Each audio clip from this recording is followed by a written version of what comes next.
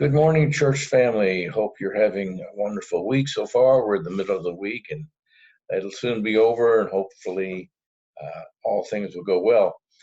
In my quiet time this morning, I was reading again in 2 Samuel, and this is one of those things where probably you see something in Scripture that you don't understand and you wonder why, but then the fallback position is God's ways are higher than our ways.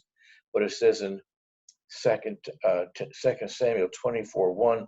Again, the anger of the Lord was aroused against Israel, and he moved David against them to say, "Go number Israel and Judah." So he's telling David to do something that he has prohibited David from doing in order to bring judgment on Israel. And in my natural human thinking, I would think, hey, if you're angry with Israel, why don't you just bring a direct judgment on them? So David, against the advice of his captain Job, has the people numbered and gets the results of that, and then his heart is condemned in verse 10, and David's heart condemned him after he had numbered the people. So David said to the Lord, I have sinned greatly in what I have done, but now I pray, O Lord, take away the iniquity of your servant, for I have done foolishly. So God sends Gad, David's prophet, to him and tells him in verse 12, thus says the Lord, I offer you three things, choose one of them for yourself, that I may do it to you.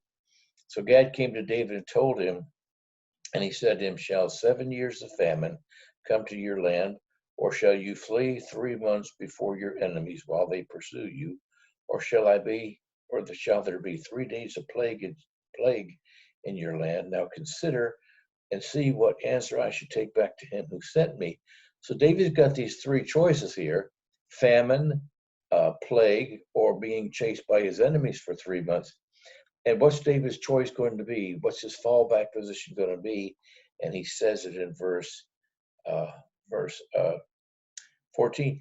And David said to Gad, I am in great distress. Please let us fall into the hand of the Lord, for his mercies are great, and do not let me fall into the hands of man. So through all of this, David saw clearly that the only real choice he had was to throw himself on God's mercy and let God bring the punishment, which God did, and then he relented and didn't make a full destruction of Israel. So remembering who God is in the midst of all the chaos, in the midst of all the terror, is a good thing and should help us make right decisions. So hopefully that encourages you. Go and have a good and godly day.